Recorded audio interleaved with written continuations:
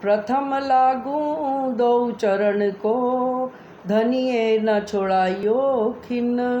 लाक तली लालेड़ियाँ, मेरे जीव के एही जीवन, मेरे जीव के एही जीवन। आज मन अत्यंत आनंदित हो रहा है कि हमें यहाँ बैठे ही आदरणीय परम पूज्य महाराज श्री के भी दर्शनों का लाभ मिल रहा है और उनके आशीष वचन भी सुनने को मिले। अब मैं परिक्रमा वाणी का प्रकरण प्रेम को अंग वर्णन, उसके विषय में कुछ विचार आपके सामने प्रस्तुत करती हूँ। प्रेम दिखाऊं तुमको साथ जी, जित अपना मूल वतन। प्रेम धनी को अंग है, कहूँ पाइए ना या बिन। महामती जी की आत्मा क्या कह रही है हम सुंदर साथ जी को कि हे सुंदर साथ जी, अब मैं आपको प्रेम के वास्तविक रूप के बारे में बताती हूँ, प्रेम का वास्तविक रूप की पहचान कराती हूँ कि प्रेम क्या है। क्योंकि प्रेम के अनेक रूप इस संसार में देखने को मिलते हैं। भाई बहन का प्रेम, माता पुत्र का प्रेम, पति पत्नी का प्रेम, संसार में प्रेम के अनेक रूप में हैं। किंतु वास्तविक असल प्रेम क्या है, महामती जी वही हमें बताना चाह रही हैं। वास्तविक प्रेम क्या है, महामती जी कहती हैं कि वो वास्तविक प्रेम जो है हमारे मूल घर परम धाम में ही है। वह प्रेम जो है हमारे धनी का अभिन्न अंग है, अर्थात श्री राज जी के हृदय में ही जो मूल प्रेम का सागर है वो राज जी महाराज के हृदय में ही बसता है। राज जी महाराज के हृदय के अतिरिक्त इस संसार में कहीं भी प्रेम नहीं है। ये संसार के जो प्रेम है वे मोह का रूप हैं।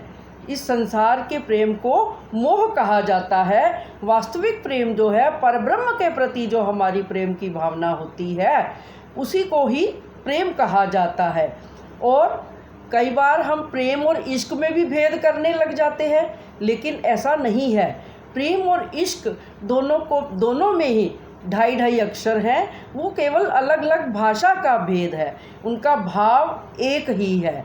भाव के रूप में जैसे सखियां हैं, वैसे ही जैसे सखियां श्री राज जी से प्रेम करती हैं, वैसे ही इश्क भी राज जी से ही होता है। प्रेम और इश्क में कोई भी अंतर नहीं है। इसलिए इस पूरे प्रकरण में यही बात दर्शाई गई है कि परम धाम में रहने वाली सखियां हर पल अपने प्रियतम से प्रेम में ही डूबी रहती हैं। और प्रेम नाम दुनिया मिले, ब्रह्म सृष्टि लाई इत।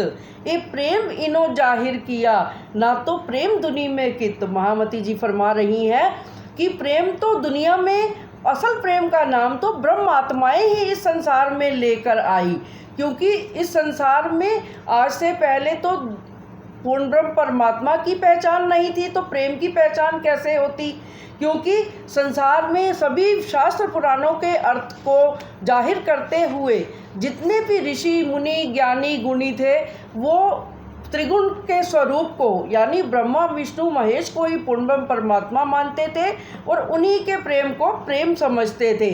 सुखव्यास जी ने भी, यहाँ तक कि सुखदेव जी और व्यास जी ने भी भागवत ग्रंथ में इतना कह दिया, सुखव्यास कहे भागवत में, प्रेम न त्रिगुण पास, प्रेम बसत ब्रह्म सृष्टि में, जो खेले स्वरूप ब्रजरास। अर्थात प्रेम कहाँ पर बसता है। सबसे पहले प्रेम गोपियों के रूप में, जब हम ब्रज लीला में श्री कृष्ण जी के साथ हमने ब्रज लीला में आनंद लिया तो प्रेम का आविर्भाव हुआ। जब गोपियों ने श्री कृष्ण के साथ, बाल स्वरूप श्री कृष्ण के साथ अत्यंत प्रेम की लीलाएं की, वही प्रेम असल प्रेम था। इसीलिए उस प्रेम को क्या कहा जाता है, नवधा से न्यारा कया, चौथे भवन में नाही, सो प्रेम कहाँ से पाइए, जो बसत गोपियन माही। महामती जी क्या कहते हैं कि वह प्रेम तो नवधा की भक्ति से, क्योंकि संसार में 9 प्रकार की भक्तियाँ प्रसिद्ध है, प्रचलित हैं, क्योंकि शास्त्रों में नवधा भक्ति का ही प्रचलन है। दास्य, साख्य, सेवा भाव और अर्चना, पूजा, वंदना, सब जो है 9 प्रकार की भक्तियाँ इस तरह से शास्त्रों में बताई गई हैं। लेकिन जो नवधा से न्यारी भक्ति महामती जी ने, देवचंद्र जी ने आकर ही प्रेम लक्षणा भक्ति, सबसे पहले ब्रिज की भक्ति का हमें बताया कि जिस तरह से अनन्य प्रेम लक्षणा भक्ति गोपियाँ करती थी, उसी तरह से हमें भी अपने धाम धनी से, जो श्री कृष्ण के रूप में ब्रिज लीला में आए, उसी रूप से हमें अपने धाम धनी की पहचान करनी है। और 10वीं जो भक्ति है वो अनन्य प्रेम लक्षणा के रूप में हमें अपने हृदय में उस भक्ति के आनंद को प्राप्त करना है। प्रेम ब्रह्म दो एक है, सो दो दुनी में नाही, पढ़े दो बतावे दुनी में, सो समझत ना शास्त्रों माए। जो पढ़े लिखे ज्ञानी विद्वानी हैं, क्योंकि वो तो प्रेम और ब्रह्म दोनों को दुनिया में ही बता देते हैं। कैसे हो सकता है ये संभव? क्योंकि ना तो ब्रह्म नाशवान है, ना ही प्रेम कभी नष्ट होता है। और ये दुनिया तो 14 तपक की जो है वो नाशवान है, उसका तो महाप्रलय में नाश हो जाता है।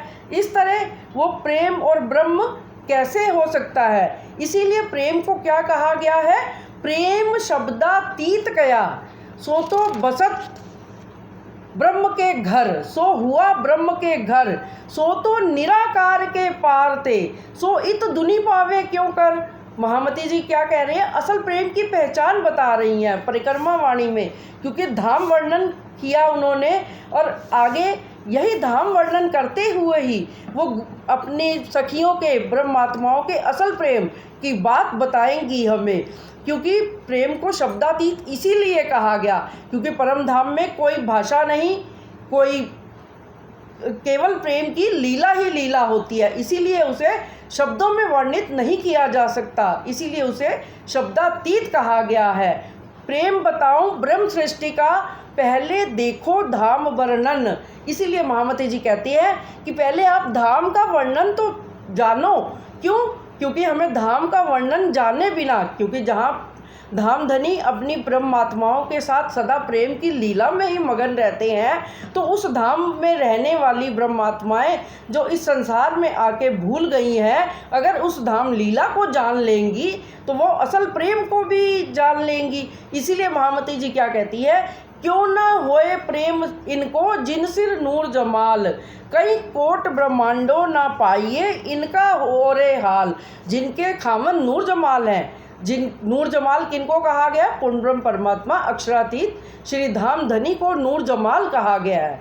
नूर जलाल कौन है? अक्षर ब्रह्म। नूर जमाल अक्षरातीत श्री पार ब्रह्म को नूर जमाल कहा गया है, कि जिनके नूर का कोई जमाल यानी पारावार ही नहीं है। इस ब्रह्मांड के जैसे करोड़ों ब्रह्मांड भी हो जाए तो उनके नूर का कोई पारावार नहीं मिल सकता, उनके नूर की कोई समता नहीं हो सकती। क्यों ना होए प्रेम इनको जाखो धनी राखत रुक, धाम मंदिर मोहल्लन में धनी देत सेजा पर सुख। महामती जी कहती हैं जो ये ब्रह्मात्माएं जो परम धाम में 8 पहर 64 घड़ियाँ परम धाम में अपने प्राण प्रियतम श्री राजी के साथ महलों में, रंग महल में, 5वीं भूम में और 3री भूम में सेजा के सुखों का अनुभव करती हैं, तो उनको प्रेम किस तरह से नहीं हो सकता। अर्थात इस दुनिया में रहकर भी जो अपनी उस परम धाम की लीला को याद करेंगी तो तुरंत ही उनका हृदय अपने असल प्रेम से भर जाएगा। क्योंकि अद्वैत स्वलीला अद्वैत है, वहाँ पर राज्य ही सखियों के रूप में है, राज्य ही आनंद के रूप में है, राज्य ही पुखराज पहाड़ के रूप में है, राज्य का स्वरूप ही अनंत परम धाम के रूप में विस्तारित हुआ है। क्यों ना होए प्रेम इनको सुहागनियाँ बड़ भाग, क्यों कहूँ इन रूहन की जाए देत दनी सुहाग। वे सुहागनियाँ, वे ब्रह्मात्माएं तो अत्यंत भाग्यशाली हैं जिनको धनी ने सुहागिन बनाया, अपना प्रेम देकर सुहागिन बनाया। यदि उनको इस बात का इस ब्रह्मांड में पता चल जाएगा तो वो तो धन्य भाग हो जाएंगी, तो वो उनका हृदय स्वतः ही प्रेम से परिपूर्ण हो जाएगा और वो संसार को भी अपना अनन्य प्रेम लौटाएंगी। उनके हृदय में प्रेम के अतिरिक्त फिर कोई भावना ठहर ही नहीं पाएगी। किसी से भी द्वेष, किसी से भी ईर्ष्या, किसी से भी कुछ भी नफ़रत की भावना, किसी से भी ऊंच नीच की भावना, सारी भावनाएं अपने आप ही तिरोहित हो जाएंगी और सबके अंदर ही उसे परब्रह्म का स्वरूप ही दिखेगा। इसीलिए इंद्रावती जी कहते हैं कि हमें धाम की लीला को, धाम की जो अष्टपहर की लीला है उसको जानना बहुत ज़रूरी है। जो क्यों ना होए प्रेम इनको, जो रहे इन महल मंदिर, दिल दे विहार करत है ले दिल धनी अंदर। रंग महल के इन सुंदर सुंदर मंदिरों में रहने वाली उन ब्रह्म प्रियाओं को भला प्रेम कैसे नहीं होगा। इंद्रावती जी तो अपनी सखियों पर दावे से कह रही हैं कि इन सखियों को प्रेम कैसे नहीं होगा। भला जो उन मंदिरों में, उन सुंदर सुंदर मंदिरों में जहाँ अनेक सुख सुविधा के सामान हमारे लिए पड़े हुए हैं, हम हमारे लिए कहेंगे तो हमारा संबंध और पक्का होगा। हम ये नहीं कहेंगे कि ब्रह्मात्माओं के लिए पड़े हुए हैं, हम ब्रह्मात्माएं ही हैं। अपने आप को ऐसा दावा लेंगे तभी हमारे अंदर ब्रह्मात्मा का भाव जागृत होगा और परम धाम की लीला का हम ध्यान करते करते, उस परम ब्रह्म की लीला का ध्यान करते करते हमारा हृदय प्रेम से परिपूर्ण हो जाएगा। क्यों ना होए प्रेम इनको, जो धाम धनी अर्धंग, अहनिस धनी अनुभव होत है इन पीयू की सेज सुरंग। क्यों ना होए प्रेम इनको, जो इन मेले में बैठत, अरस परस रंग अहनिस नए नए खेल करत। महामती जी कह रही हैं कि इन ब्रह्मात्माओं को भला कैसे नहीं प्रेम होगा, जो दिन रात अपनी सखियों के मेल मिलावे में, कि जब तीसरी भौम में राजी महाराज नीलो पीलो मंदिर में दोपहर के भोजन के बाद विश्राम करते हैं तो सखियां कहाँ जाती हैं? कोई कुंजबन की रेती में चली जाती हैं, कोई बनों में चली जाती हैं, कोई अपने अलग स्थान पे घूमने चली जाती हैं, जुदे जुदे बैठे टोले अपना आनंद लेती हैं। तो उन सखियों को प्रेम भला क्यों नहीं होगा?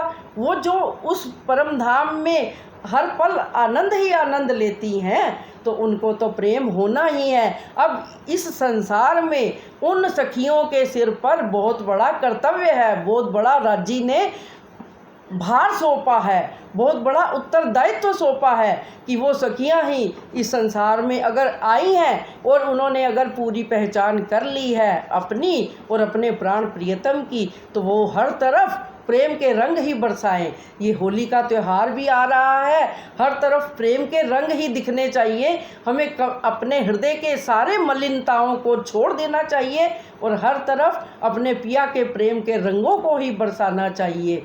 बोलो श्री प्राणनाथ प्यारे की जय। आइए सुंदर साथ जी, इन्हीं शब्दों के साथ हम अपने हृदय में प्रेम के भावों को भरे और चौपाई को दोहराते हैं। क्यों ना होए प्रेम इनको, जो लेत धनी को सुख, आठों जाम सेवा मिने सदा खड़े सन्मुख। आठों जाम सेवा मिने सदा खड़े सन्मुख, सदा खड़े सन्मुख। बोलो श्री प्राणनाथ प्यारे की जय। बोलिए श्री सतगुरु महाराज की जय। समस्त सुंदर साथ की जय। सब सुंदर साथ जी के चरणों में कोटानी कोट प्रणाम, महाराज श्री के चरणों में भी कोटानी कोट दंडवत प्रणाम। प्रणाम जी।